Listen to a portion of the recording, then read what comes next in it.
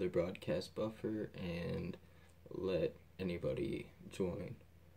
So I'm going to be talking about Venezuela, like, only during this segment because there's a lot to talk about. Holy shit.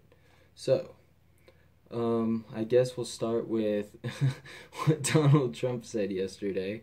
Now, a lot of people are freaking out because he pretty much hinted that he would be okay with a military intervention or military action of some sort to answer the problems in Venezuela, which makes no sense, and you're about to see why.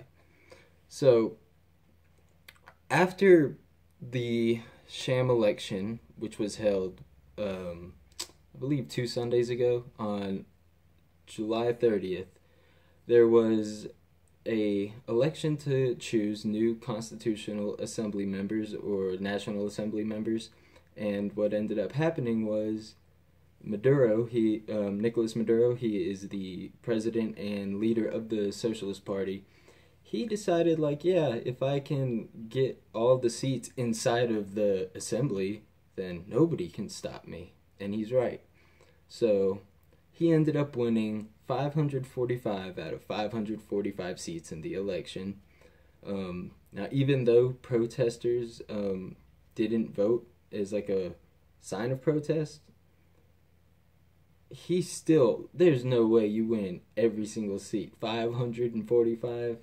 I mean, most dictators are like a little more calm and subtle with the election fraud. Like, maybe they'll give their opponent one win.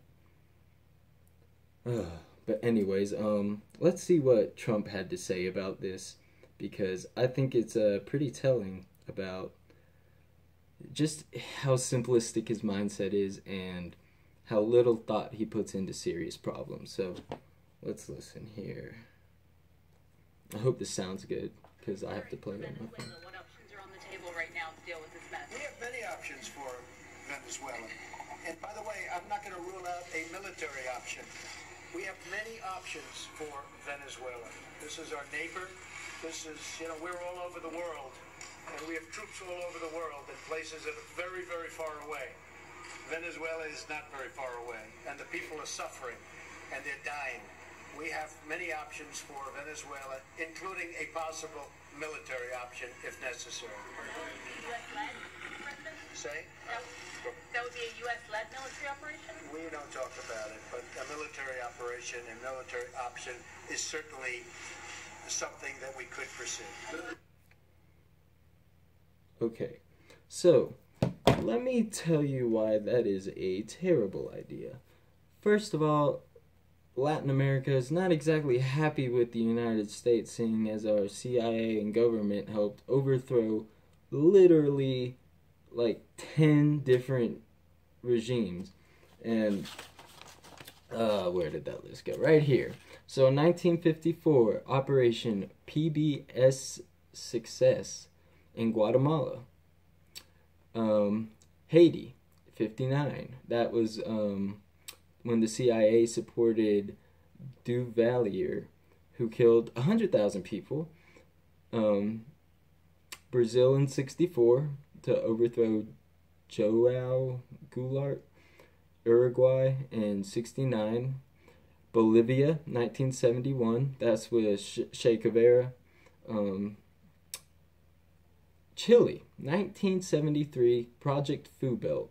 This was where we supported Pinochet, who was a ruthless authoritarian fascist and ruled the country for 15 years and led to lots of death and lots of destruction.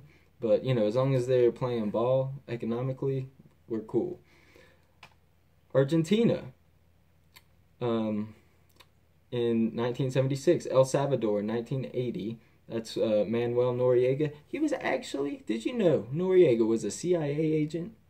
Isn't that amazing? Like, for 30 years, this guy's a CIA agent. And then when he doesn't play ball with us anymore, we arrest him and overthrow him and put in our own dictator. So just keep that in mind when you understand why it's such a dumb idea to say, military intervention would be an option right now. For one, a sham election or a faux election that everybody believes was held, there's other ways to go about solving it.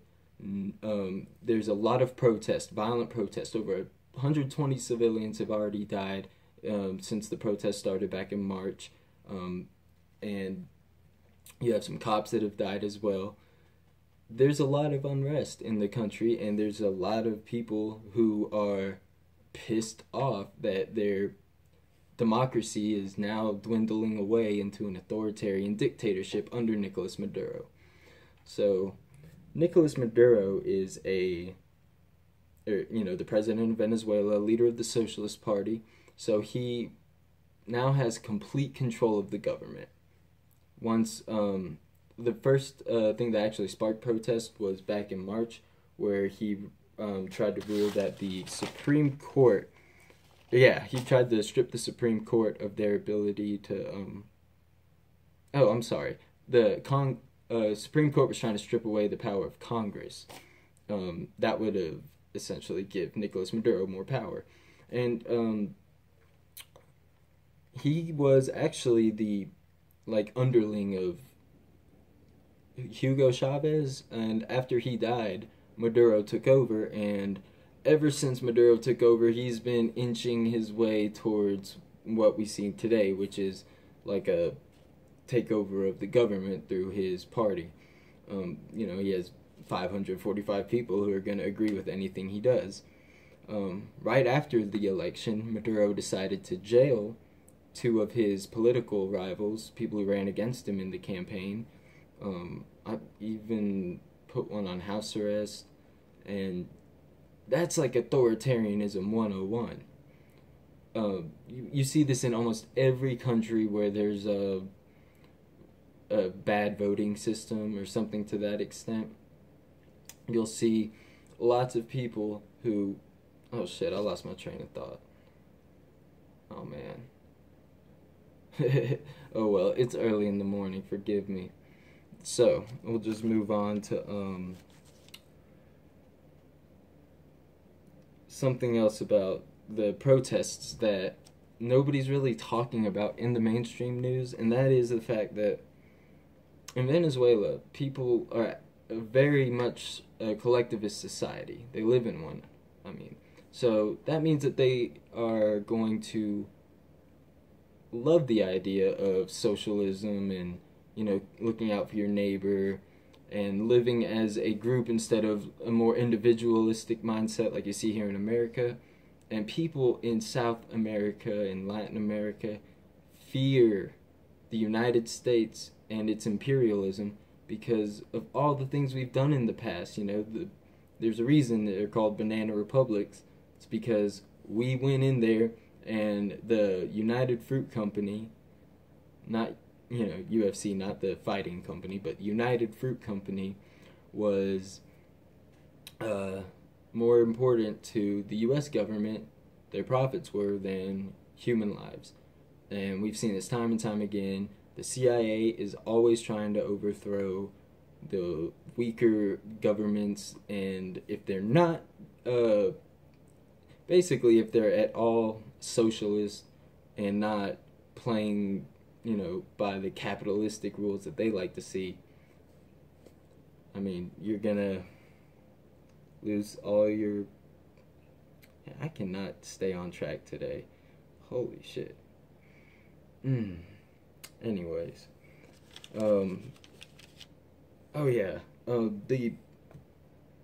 What I was getting at is the protesters are all out in force, and they're not all necessarily against the Socialist Party per se, like the ideas of the Socialist Party, because they, like I said earlier, they fear a fascist takeover, so much so that they would rather have an authoritarian dictator who's a socialist than a democratically elected fascist. And all these right-wing groups that, well, not all of them, there's very few in Venezuela that have tried to make some kind of upbringing and, get some action fighting the government.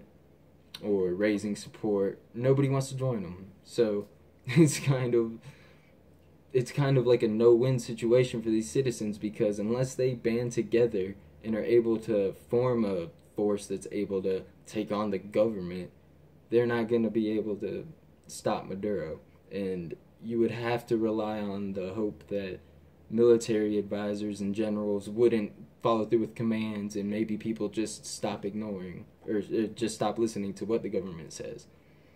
Now, what I think will most likely happen is it'll keep devolving until some kind of international forces are probably sent in to back the Venezuelan people if it does get violent, because it's the military. It's guns versus sticks and stones. It's not even a fair fight. So if they get to the point where they're massacring huge numbers of civilians, then yes, you should, even the U.S. could send some troops to Venezuela, but we're not there yet.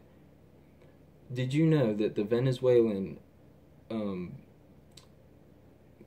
President Maduro, he said all he wanted to do was talk to Trump on the phone? And when that was told to the president, our president, Trump said, we're not going to talk on the phone, we're not going to have a conversation until you've restored democracy.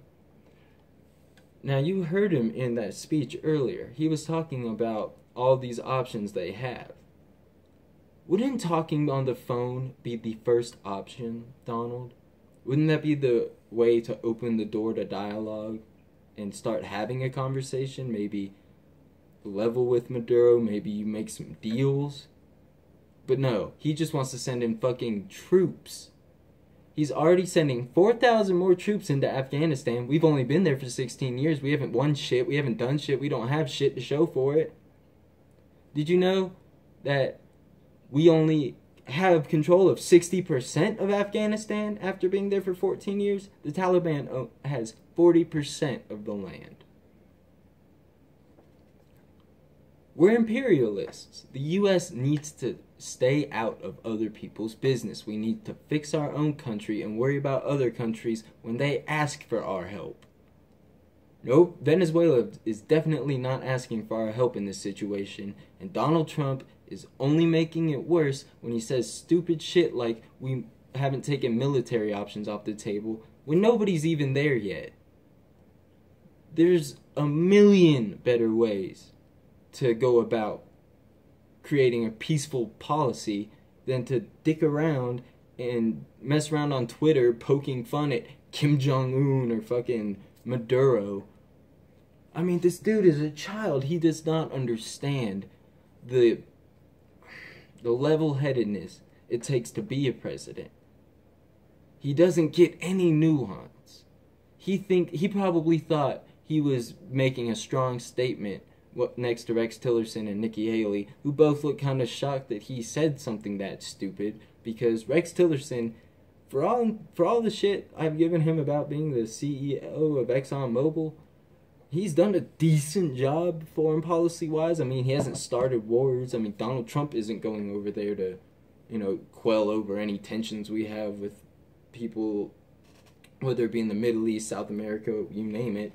No, Trump goes to his fucking golf course and tweets about the problems while he has people like Rex Tillerson and Nikki Haley actually doing the work for him.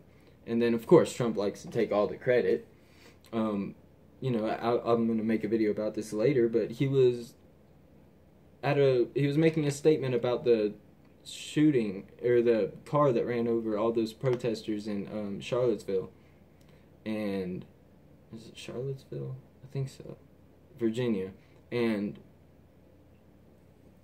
he brought up how good jobs are and how good it is that companies are coming back to America, because nobody focuses on the good things that are happening. People always have to focus on the negative stuff. No shit, you idiot. I know there was something else I wanted to talk about besides this. Maybe not. So yeah, we've already sanctioned him twice. And obviously those sanctions aren't working. We are not going to find a peaceful solution anytime soon, it looks like. So,